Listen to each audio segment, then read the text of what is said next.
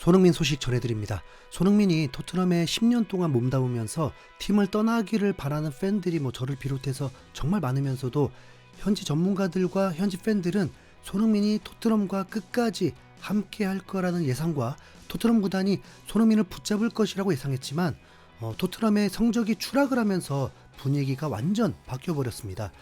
유럽 5대 리그를 넘어서 튀르키예, 사우디까지 이적설이 불거졌고, 특히 아틀레티코 마드리드에서 영입설이 먼저 나온 상황에서 찌라시처럼 바르셀로나 영입설까지 불거졌는데, 당시에는 신뢰도가 떨어지는 매체들을 통해서 바르셀로나가 손흥민을 원하고 있다고 나왔지만, 이제는 갑자기 스페인에서 공식력이 매우 높은 기사에서도 손흥민 바르셀로나 이적설이 터지면서 영국 현지 방송 매체들마저도 이 소식을 전하게 되었습니다.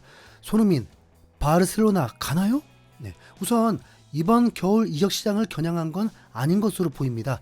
손흥민이 겨울에 팀을 떠나려면 이적료가 발생을 하게 되는데, 바르셀로나가 재정 상황도 좋지 않기 때문에 토트넘에게 500억을 주고 데려올 리가 없고, 바르셀로나는 이미 몇 년 전부터 FA로 풀리는 선수를 영입해서 재미를 보고 있는데, 손흥민이 6개월 후에 FA가 되기 때문에 이게 자칫 좀 바보가 될 수도 있긴 합니다. 법적으로 선수와 구단의 계약 여부가 공식적으로 밝혀야 하는 건 아니기 때문에 이미 토트넘과 손흥민이 서로 계약 연장이 합의된 것일 수도 있습니다. 네.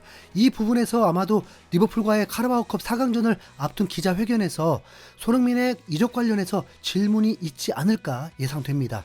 왜냐하면 이 소식은 지금 찌라시 매체에서만 나온 게 아니라 스카이 스포츠에서 나온 소식이고, 스페인에서도 공식력이 매우 높은 매체에서 보도가 나왔기 때문에 질문을 안 하는 게 더 이상하죠. 네. 손흥민이 최근 한국 인터뷰에서 자신을 걱정하실 필요는 없을 거다라고 얘기하고, 시즌 초반의 인터뷰를 통해서 한 현지 여성 팬이 재계약 여부를 물었을 때에도 앞으로의 일은 알 수 없다고 선을 그었고, 우승컵을 꼭 들어 올려서 레전드다운 레전드로 남고 싶다고만 했습니다.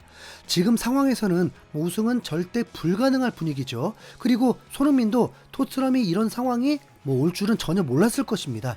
전문가들은 이미 토트넘이 챔피언스리그 진출은 물거품 됐다고 보고 있는 상황입니다. 손흥민이 팀을 떠나야 한다는 전제라면 토트넘의 순위는 관심 가질 것도 없습니다. 손흥민의 이적이 바르셀로나라면 어떻겠냐고요? 네, 토트넘은 재정적 여유가 있고 바르셀로나는 매우 어려운 상황인데, 이건 얘기가 다르죠. 바르셀로나잖아요. 네, 이전에는 바르셀로나가 왜 손흥민을 영입하겠냐는 반문이 많았었지만, 바르셀로나는 재정적 어려움과 더불어서 선수 부족, 성적도 불안해지면서 손흥민 같은 선수가 꼭 필요한 상황입니다. 거기다 B클럽은 리빌딩을 위해서 젊은 선수들을 영입하려고 한다고 생각할 수 있지만, 바르셀로나만큼은 이미 레반도프스키, 귄도안 이런 선수를 영입할 때 손흥민 나이와 비슷한 시기였습니다. 거기다 귄도안은 이번 시즌에 맨시티로 다시 돌아가기도 했죠. 바르셀로나 입장에서는 부수적인 수입과 효율적인 지출까지 감안해야 하기 때문에 사업적으로 볼 때 손흥민은 매우 매력적인 카드입니다. 거기다 바르셀로나가 손흥민을 원하는 또 하나의 이유는 전문 윙어가 필요한 상황이기 때문입니다. 더설에 의하면 바르셀로나는 손흥민만 원한다 그런 건 아니었습니다. 디아즈와 레앙, 레시포드 그리고 손흥민이었습니다. 그런데 이 디아즈 아시겠지만 리버풀의 27살 윙어입니다. 지금은 슬롯 감독이 이선 스트라이커로 또 기용을 하기도 하죠. 리버풀이 손흥민을 영입 시도하려고 할 때 손흥민을 포기하고 선택했던 선수인데, 몸값이 계속 오르면서 1000억까지 폭등했습니다. 그리고 레앙은 AC밀란 소속인데 이 선수 또한 몸값이 1000억 가까이 됩니다. 나이도 25살이에요. 이 선수들이 바르셀로나 가고 싶다고 해도 리버풀, AC밀란 같은 B클럽에서 할인해서 보내줄 리도 없고, 바르셀로나가 영입할 돈도 없습니다. 그나마 레시포드가 이들보다 몸값이 좀 떨어졌고, 어차피 메뉴에서도 내쳐진 상황인데 연봉이 35만 파운드로 가장 비쌉니다. 지금 현재로서는 맨유가 20만 파운드 보존하고 이적료 없는 임대로 데려가려고 하는 게 가장 현명한 상황이죠. 그에 비해서 손흥민은 나이가 있는 만큼 이적료도 2분의 1이고 6개월만 기다리면 아예 FA고, 토트넘에서 받은 주급 자체가 매우 저렴했기 때문에 바르셀로나가 군침을 흘릴 수밖에 없습니다. 그런데 보스만 룰 때문에 그런지 손흥민이 바르셀로나에게 역제안을 했다는 기사도 있더라고요. 네. 하지만 이건 소문일 뿐이죠. 혹은 뭐 언론 플레이일 수 있습니다. 토트넘과 손흥민의 신경전이 발생하면서 더 유리하게 만들기 위함이죠.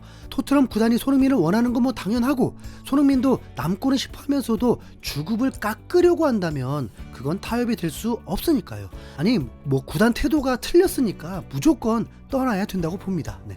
개인적으로는 그래도 프리미어리그에 남기 원했지만 뮌헨이든 바르셀로나든 B클럽에서 활약한다는 건 정말 꿈같은 일이기도 하기 때문에 뭐 이적을 반대할 이유가 없겠죠. 자, 손흥민은 카라바오컵 4강을 앞두고 있습니다. 손흥민이 그렇게 말했죠. 모든 경기가 중요하고 뭐 중요했지만 이번 경기가 가장 중요하다. 개인적으로 보더라도 뭐 챔피언스리그 결승전보다 더 진짜 중요하게 느껴집니다. 무리뉴 감독이 그랬잖아요. 자신이 이뤄낸 성과 중에 가장 자랑스러운 게 뭐냐고요. 그럴 때 맨유 2위와 유로파리그 우승이라고 했습니다. 손흥민에게도 토트넘에서 가장 중요한 경기는 이번 카라바오컵 4강전 리버풀전이지 않을까요?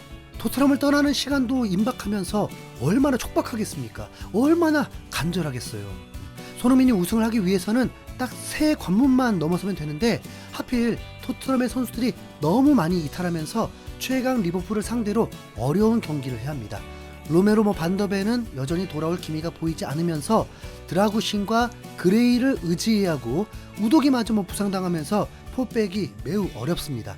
하필 리버풀은 2주 전에 토트넘을 상대로 토트넘 경기장에서 6득점을 퍼부어버렸죠. 수비가 견고했다면 달랐을 것입니다. 토트넘은 골키퍼를 영입을 했는데 영입되자마자 출전을 시킬 만큼 오스틴 골키퍼가 형편없다고 봐야 할지는 모르겠습니다. 우선 뉴캐슬전에서도 나쁘지 않았죠. 양아치처럼 골문 앞에서 오스틴 골키퍼를 둘러싸아서 괴롭혔는데도 잘 버텨냈습니다.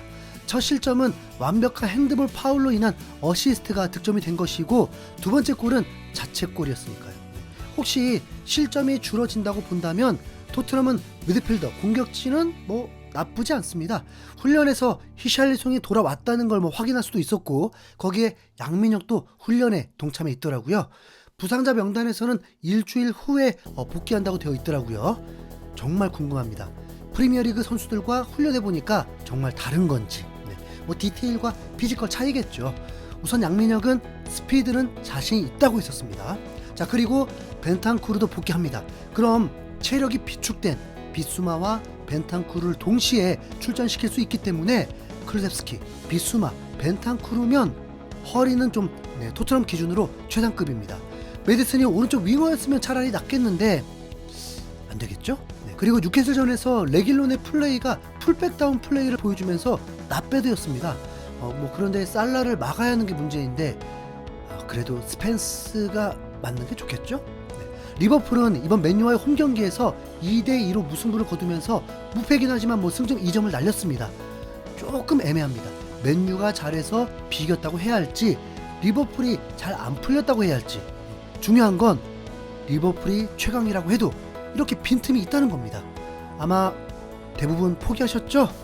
손흥민은 포기하지 않았습니다. 고로 마지막 경기라 생각하고 응원해 보겠습니다. 손흥민 파이팅! 이상 흰수염고래였습니다. 감사합니다.